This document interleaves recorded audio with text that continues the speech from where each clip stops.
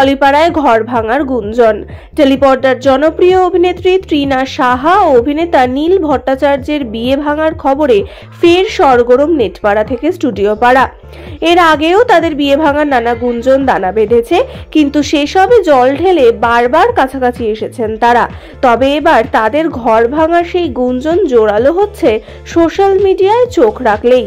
এর কারণ ঠিক কি?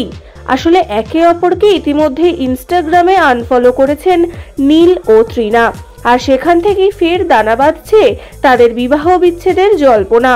মঙ্গলবার সকালেই অনুরাগীদের নজরে পড়ে এই বিষয়টি, আর তারপর থেকেই নানা মনির নানা মত।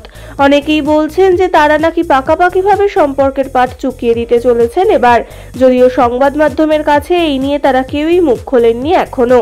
নীল তৃণা দুজনেই নিজের কাজ নিয়ে বেজায় ব্যস্ত। অভিনেত্রীর ধারাবাহিক পরশুরাম প্রায় প্রতি সপ্তাহেই টিআরপি টপার হচ্ছে। অন্যদিকে অমর সঙ্গী ধারাবাহিকের শুটিং শেষ করার পর দীর্ঘদিন মুম্বাইতে কাটিয়েছেন নীল। তাদের দীর্ঘদিনের ভালোবাসার সম্পর্ক পরিণতি পেয়েছিল 2021 সালে।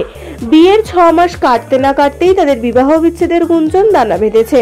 তবে নীলকে আনফলো করলেও তার সঙ্গে তোলা নানা মুহূর্তের ছবি কিন্তু এখনো বিদ্যমান তৃণার সোশ্যাল মিডিয়া হ্যান্ডেলে। আদেও তাদের ঘিরে এই গুঞ্জন সত্যিই নাকি আগের মতোই পুরোটা রটনা, তার উত্তর সময়ই দিতে পারবে।